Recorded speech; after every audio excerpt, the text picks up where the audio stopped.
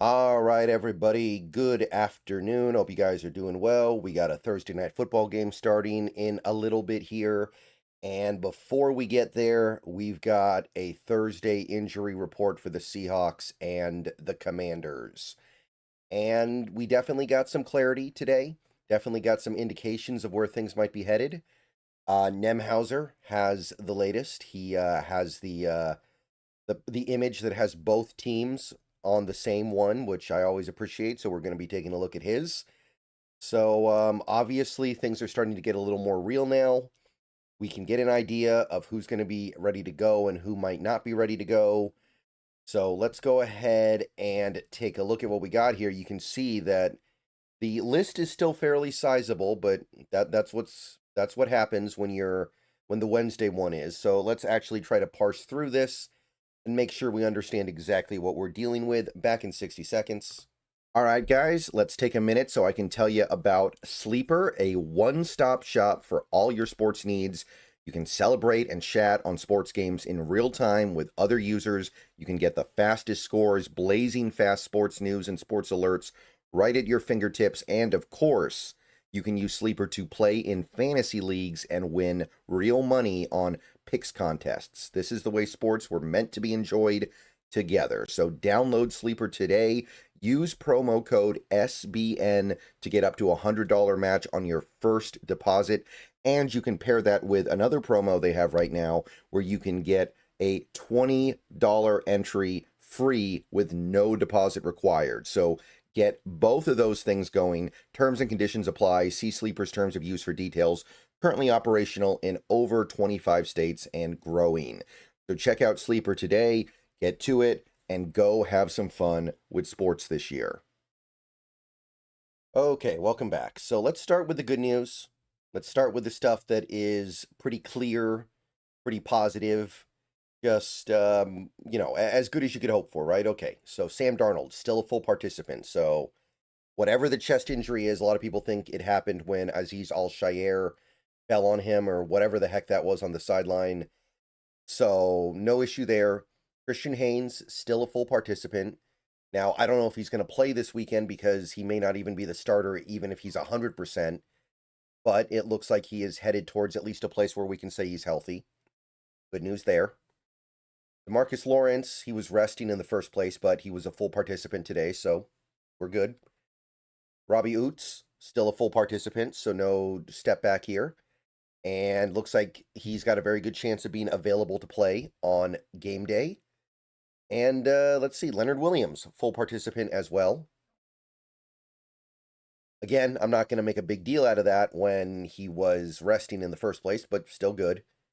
And Devin Witherspoon remains a full participant, did not take a step back. If anything, he continues to track towards being able to return on Sunday. So that's a good stuff. Some good stuff here. Now, not everything is great. We've got one new injury here. One guy who was not listed yesterday is listed today, and it's Jake Bobo. Achilles injury, limited participant today. So this is something new. This is something that obviously came up either earlier today or yesterday. Obviously, he's not a big part of what we're doing right now offensively, so it's not like it's a big loss, but Bobo remains a little bit of a fan favorite. People appreciate having him around, and he does offer stuff on special teams, so limited participant. I mean, I'm not going to sweat it too much, but obviously you'd prefer him to not be dealing with this. Derek Hall remains limited, and look, I still think he's on track to be able to play on Sunday, but you would have preferred seeing some movement in the forward direction. But now we've got 2 days of limited participation, so it remains unclear what we're getting. We got some backwards motion for Cooper Kupp. Not only that, not only did he go from a full participant yesterday to a limited participant today, they added a new injury to the list here. They gave him a hamstring injury now. So he's got the heel, which was the issue yesterday, now a hamstring, which is the issue today, combined with the heel. And we're dealing with enough hamstring stuff right now. We don't need to be dealing with more. So definitely not what we were hoping for. Little bit concerned. whenever you see a guy go backwards during the week, you always at least want to have your guard up a little bit, right? So, not thrilled about that. Jaron Reed remains a limited participant, so something's up, but I don't think it's going to keep him out of the game. And then we have our DNPs, which are Julian Love, which, again, don't expect to see him this week anyway. I'd be very surprised if he practiced at all even tomorrow, much less today. Eric Saubert, with the calf injury, remains a DNP. At this point, he's pretty unlikely to play. And Derek Young, which, this one's interesting, right? He's a DNP, probably not going to play. Velez Jones Jr. has already been let go. He must have had a really bad day of practice. I don't know what happened, but presumably Velez Jones was coming in to replace Derek Young. So when Velez got released, a lot of people thought, oh, Derek Young must be fine. But he didn't practice today. Still probably not playing on Sunday, so kind of interesting. Not a huge loss, but a loss nevertheless. And that's it for the Seahawks side of things, so it's not stellar. There's some good stuff here, though. Some positive developments. Don't want to underscore any of that or undercut any of that. But there is some stuff going on here that you would prefer was going the other direction. Okay, Washington. Now, Washington didn't actually practice today, so everything is an estimation. So take all this with a grain of salt, right? Understand that this is not necessarily a full picture of where Washington is. We'll know a lot more tomorrow. Nevertheless, John Bates was added to the injury report, but he was still projected to be a full participant, so he's actually listed as their number 2 tight end right now, so that's actually fairly significant one way or the other, but it seems like he's fine. Jaden Daniels remains a full participant in the projection, so he's probably good to go. Zach Ertz and Von Miller weren't injured in the first place, but looks like they're fine. They weren't listed at all. Excuse me. And Bobby Wagner was a full participant again. At least it is believed that he would have been, so no problems there, as expected. But Washington has some of their own problems. Now, they did get positive word on Matt Gay. Matt Gay went from a DNP yesterday to a limited participant today.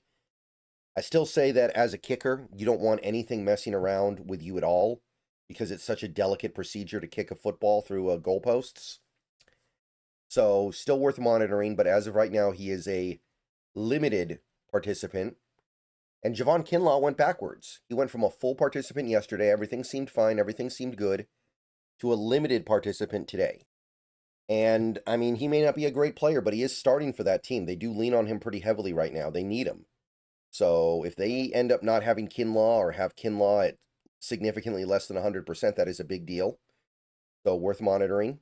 McLaurin remains out, and we already know he's not playing this week, so whatever. But here's the stuff that's really kind of interesting here. Jerzon Newton, second day in a row he didn't practice. Looking like he's not going to play. At this point, I think that you would assume that he's not going to play. So that is a significant part of that front on their defense. And while he hasn't been a great player for them, he's definitely something that they need. Especially now with no Dorrance Armstrong.